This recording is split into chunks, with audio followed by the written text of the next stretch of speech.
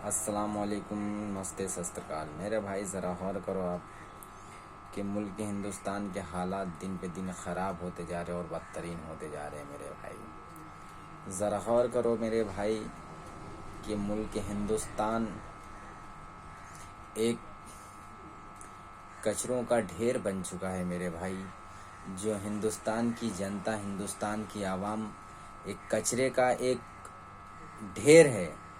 जो हिंदुस्तान में इंसानियत के नाम का कोई चीज़ है ही नहीं है और इंसानियत को जड़ से ख़त्म कर दिया गया और मिटा दिया गया और इंसानों को कचरा समझकर उनको जला दिया जा रहा है, फूंक दिया जा रहा है। मेरे भाई ज़रा गौर करो कि ऐसे हालात मुल्क हिंदुस्तान में कभी नहीं थे। जो हालात आज के डेट में हैं, जो हालात आज हैं मुल्क हिंदुस्तान में बहुत से बीमारियां आई मेरे भाई, बहुत से बीमारियां आई ऐसी। ये कोई पहली बार बीमारी नहीं है कि मुल्क हिंदुस्तान में पहली बार ये बीमारी आई है। बहुत बीमारियां थी, बहुत सी बीमारियां आई जिसकी मैं क्या तस्करा करूं, क्या मैं जिसका बयान करूं। आपको मालूम है जिससे शुरू में टीबी आई है, हार्ट का आया है, बहुत सी बीमारियां ऐसी आई है कि जो हिंदुस्तान में इससे ज़्यादा कोई वो नहीं था। लेकिन इसमें है कि हद पार कर दिया गया है। इसमें कुछ सियासतदानों ने भी और कुछ हुक्मरानों भी ने भी इसमें अपना हाथ साफ कर रहे हैं मेरे भाई। क्योंकि मेरे भाई ज़रा गौर करो आप कि जब कोरोना शुरू में जब पहली बार हमारे मुल्क हिंदुस्तान में आया था या पूरी दुनिया में जब कोरोना फैला था तो इतना डेथ नहीं होती थी और इतना बोले तो इतना वो नहीं होता था कि मतलब इंसानों का मतलब इतना वो नहीं होता था कि मतलब डेथ नहीं होती थी। इतना परेशानियां इंसानों को सामना नहीं करना पड़ता था जब पहली बार में कोरोना आया था। जिनमें से मेरे भाई ज़रा गौर करो आपकी कोरोना का मतलब कोई इलाज ही नहीं था। कोरोना का कोई इलाज ही नहीं था। बहुत से डॉक्टरों ने उसके मतलब कोरोना नाम सुन के है ना उसके पास नहीं जाते थे तो उसकी इलाज ही नहीं होती थी। लेकिन मरने वाले लोग की तादाद बहुत कम थी,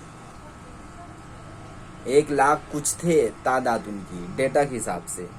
लेकिन मेरे भाई ज़रा गौर करो आप कि अभी हिंदुस्तान के वज़ीर आज़म ये बोलता है, हिंदुस्तान की सरकार ये बोलती है कि हमारे पास हर दवा हर चीज़ अवेलेबल है, डॉक्टर भी अवेलेबल है, बेड्स भी अवेलेबल है, वैक्सीन भी है और इस बीमारियों का मिलकर सामना किया जा रहा है और उसको लड़ा जा रहा है। तो मेरे भाई ज़रा गौर करो आप, फॉर एग्जांपल बात है कि आप अपने दिमाग से भी सोचिए। मुल्क हिंदुस्तान के वज़ीर आज़म तो यही बोल बोल कर मुल्क हिंदुस्तान को आज कचरे का ढेर बना चुके हैं। जो आज हिंदुस्तान की आवाम, हिंदुस्तान की जनता एक कचरे की माफिक जल रही है। रोज़ 40-45 लाशें, डेड बॉडी हर स्टेट में जल रही है मेरे भाई। ये क्या है? ये क्या हिंदुस्तान के वज़ीर आज़म या क्या करना चाहते या क्या वो करना चाहते?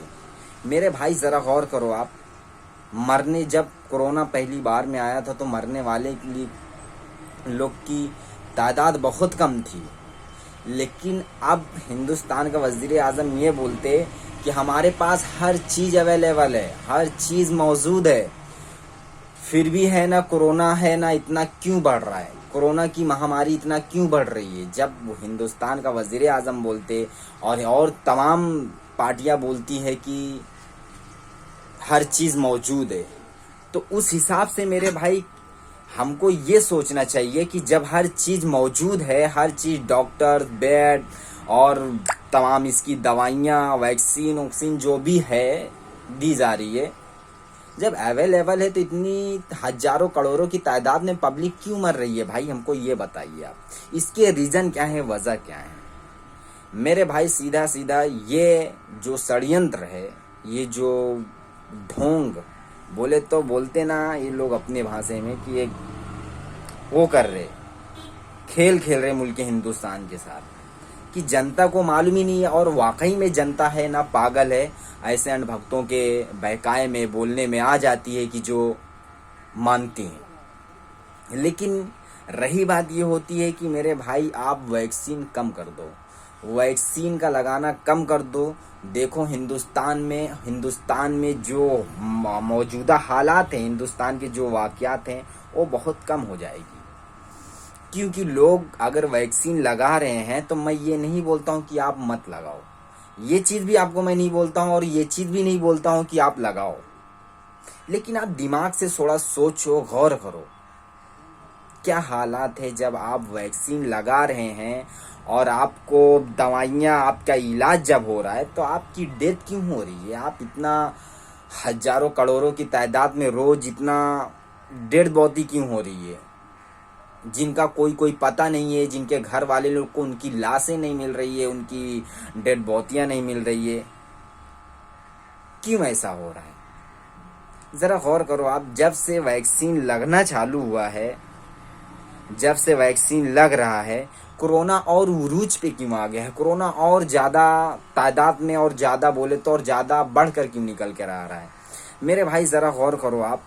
लोग बोलते हैं कि कोरोना ये वैक्सीन लगाने से है ना बीमारी नहीं आती। अरे दीवाने, बीमारी का कोई वो नहीं है, बीमारी का कोई छूत नहीं है कि हम वैक्सीन लगा लिए तो कोरोना हमको टच ही नहीं करेगा, ऐसा नहीं है।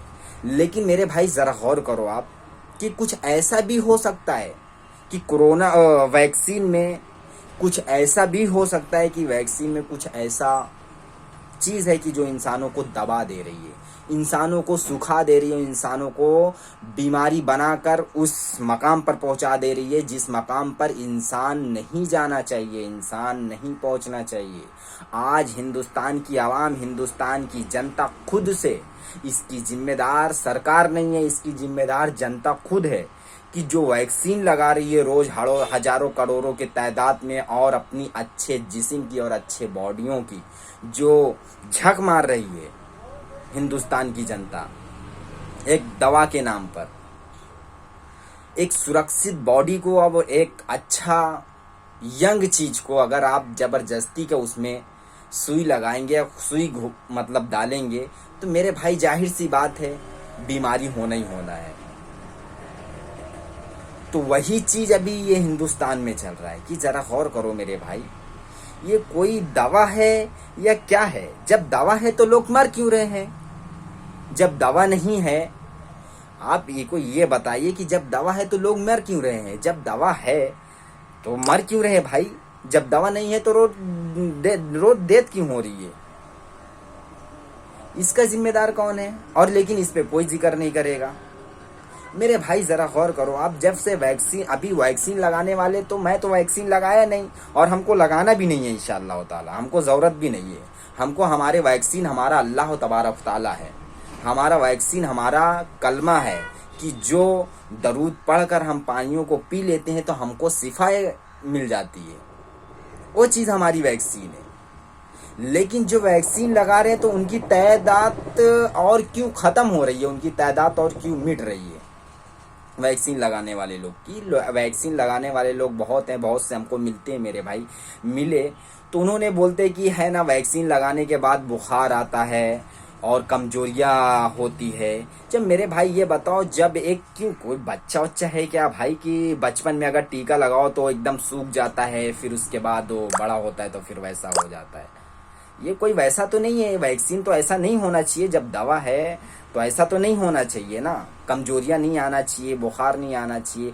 और वही वैक्सीन लगाने के बाद जब इंसान को बुखार आ रहा है और कमजोरियां आ रही है, तो वही कमजोरियां जब ज़्यादा पकड़ लेती है इंसानों को, जो कमज़ोर इंसान रहते हैं उनको जब कमजोरियां ज़्यादा पकड़ लेती है, जब ज़्यादा पकड़ने के बाद और बुखार उनके नफ्स में जब चले जाता है, उनकी हड्डियों में जब घुस जाता है मेरे भाई, तो इंसान मरेगा नहीं तो फिर क्या होएगा। और वही इंसान को जब बुखार और कमजोरियां ज़्यादा पकड़ ले रही है और इंसान को उठने पर मजबूर कर दे रही है, तो वही को ले जाके डाल दे रहे ऑक्सीजन में, वेंटिलेटर पे डाल दे रहे, और फिर वही चीज को ये लोग क्या घोषित कर रहे कि कोरोना है। और वही चीज अभी जरा गौर करो आप, सोचो जरा, सोचने की इसमें बात है, समझने की बात है। आपको सुई लगाया जा रहा है, दवा दिया जा रहा है, फिर भी आपकी तादाद, आपको बुखार, आपको बीमारी क्यों आ रही है। और वही जब बोले तो बीमारी, जब बुखार कमजोरी आपको ज़्यादा पकड़ लेगी, जब एकदम गले से लगा लेगी, तो आप बेड पे लेट जाएंगे, आप वेंटिलेटर पे लेट जाएंगे। तो आप जब वेंटिलेटर पे लेटेंगे तो फिर आपको उठना बहुत मुश्किल होगा कि आप उठ नहीं सकते। वैसी हालात चल रहे कि आपको बेड पर लेटा दिया जाएगा और लेटने के बाद आपका अंतिम संस्कार उसी बेड पर कर दिया जाएगा। तो ज़रा गौर करो मेरे भाई कि ऐसे हालात हैं, ऐसे मौजूदा हालात हैं जिससे हमको मुत्तहिद होना होगा, सोचना और समझना होगा कि वजह क्या है, इस वैक्सीन में वजह क्या है जो वैक्सीन लगाने के बाद कोरोना इतना उरूज पर आ गया। बीमारी तो इतना उरूज पे नहीं आती, लेकिन हिंदुस्तान के वजीर आजम और हिंदुस्तान की जो सरकार है वो अहम चीज पा गए हैं, लॉकडाउन पा गए। लॉकडाउन से क्या दीवाने बीमारी भाग जाती, लॉकडाउन से क्या बीमारी खत्म हो जाती। अरे हजारों की तादाद में गरीब भूखा मर रहा है, क्या खाएगा बताइए आप, क्या खाएगा गरीब, उसको कोई एक वक्त की रोटी खिलाने वाला है। लेकिन इनको क्या है, कोरोना, और सुई घोंस रहे, सुई घोंप कर वेंटिलेटर पे लेटा रहे, और वेंटिलेटर पे लेटाने के बाद उनका अंतिम संस्कार कर दिया जा रहा है। वहीं पे उनकी है ना नस्लें खत्म हो जा रही है, उनके घर वालों को उनकी डेड बॉडियां नहीं मिल रही है, और ले जाके वही को कोरोना साबित करके ले जाके अंगार में जला देते और गाड़ देते। क्या है ये सब मेरे भाई, क्या हालात है ये। खुद हमको ये बता दीजिए कि जब दवाएं हैं, जब हर चीज आपके पास अवेलेबल है, तो इतना करोड़ों के तादाद में पब्लिक क्यों मर रही है, क्यों गरीब मर रहा है, क्यों गरीबों को खुदकुशी करने पे आप मजबूर कर रहे हैं, क्या वजह है, आप बताइए हमको। लेकिन हालात ऐसे हैं मेरे भाई, सोचने की बात है, समझने की बात है। अभी वजीर आजम ने उस दिन बोल के गए कि मतलब 18 साल के लड़कों को भी वैक्सीन दिया जाएगा, वैक्सीन लगाया जाएगा। तो मैं तो यही अपील करूंगा अपने नौजवान भाइयों से कि आप एक अच्छा, अल्लाह ने आपको एक अच्छी बॉडी दी है, आप यंग लोग हैं, आपको वैक्सीन की ज़रूरत नहीं पड़ेगी। अगर मुसलमान है तो अल्लाह की इबादत करें और अल्लाह के सामने रो रो कर दुनिया की सिफाई के लिए और दुनिया के जो मजलूमीन हैं उनके लिए दुआएं करें। ऐसे हालात हैं मेरे भाई, इतने अहम हालात हैं। और वैक्सीन को मत लगाइए, मैं अभी अपने नौजवान भाइयों से बोल रहा हूँ, ना वैक्सीन मत लगाइए। आपके लिए वैक्सीन नहीं सही है, वैक्सीन की ज़रूरत नहीं है आपको। आपका जिस्म अच्छा खासा है, मजबूत है। जब आपके जिस्म में बेफजूल की जब गोलियां, सुई, दवाएं डाली जाएगी तो आपका जिस्म कमज़ोर हो जाएगा, आपको बुखार पकड़ लेगी, आप बुखार के शिकंजे में आ जाएंगे, आप उठ नहीं सकते। आपको वैक्सीन की ज़रूरत नहीं पड़ेगी। आपको एहतियात करना है, ठीक है बीमारी है कोई बात नहीं, आपको एहतियात करना है, लेकिन वैक्सीन को नहीं लगाना है मेरे भाई। नहीं, याद रखो, हिंदुस्तान ख़त्म हो जाएगा, मिट जाएगा। जिनका जो मकसद और मतलब है वो अपने मकसद और मतलब में कामयाब और कामरानी पाते जा रहे हैं। उनका जो असली मकसद है, उनका अपनी असली मकसद को है ना अपने कामयाब होते जा रहे हैं। लेकिन सोचने की बात है हिंदुस्तान की जनता को और हिंदुस्तान की आवाम को। कोई किसी के लिए करके देने वाला नहीं है, ना तो सरकार करके देगी, ना तो कोई नगर सेवक करके देगा, ना तो कोई आमदार करके देगा, ना तो कोई पार्टी करके देगी, ना आपका घर वाले करके देंगे, ना आपका कोई भी नहीं करके देने वाला है। कोई आपको एक वक्त की रोटी खिलाने वाला नहीं है। खाली बोलते हैं हम ये कर दिए, हम वो कर दे, कोई कुछ नहीं किया मेरे भाई। सिर्फ और सिर्फ हिंदुस्तान की जनता को ये दिखाना चाहते, बताना चाहते कि हम क्या कर रहे हैं। जब ये अपनी करतूत नहीं दिखाएंगे तो हिंदुस्तान के आवाम, हिंदुस्तान की जनता इनको लाइक ही नहीं करेगी। और यही जो बात है। अगर हाँ ठीक है बीमारी है, तो मैं ये चीज़ पूछना चाहता हूँ हिंदुस्तान की जनता, हिंदुस्तान की सरकार को, हिंदुस्तान की सरकार से मैं ये पूछना चाहता हूँ, जब हर चीज़ आपके पास, अगर हाँ मैं मानता हूँ आपके पास हर चीज़ अवेलेबल है, तो इसका लॉकडाउन, इसका तो कोई जरिया नहीं निकल सकता, इसका कोई ऑप्शन तो नहीं निकल सकता है।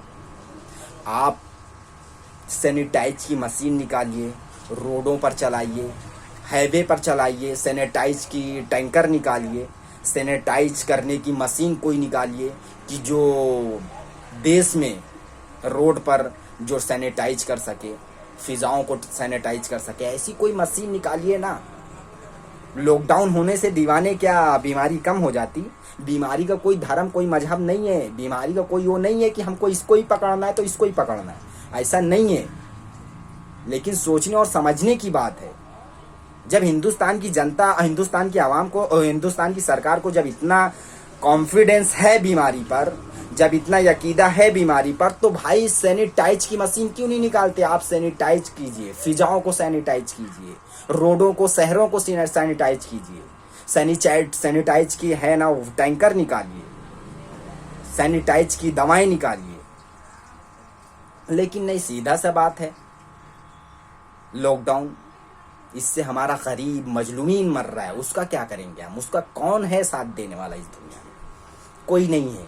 लेकिन याद रखो, हिंदुस्तान की आवाम को सोचना होगा, हिंदुस्तान की जनता को सोचना होगा, और जो अंधभक्त बने हुए हैं उनको सोचना और समझना होगा क्यों हम मर रहे हैं।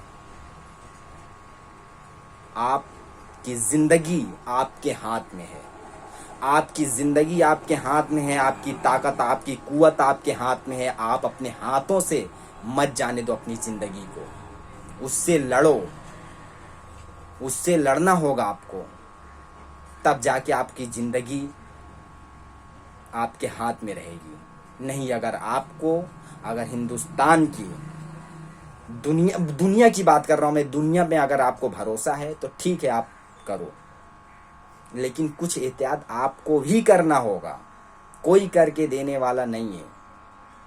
और हिंदुस्तान की सरकार तो ये बोलती है हम ये करें ओके। जब भाई ये सब कर दिए तो मर क्यों रहे हैं लोग? मरने की वजह क्या है ये बताइए आप।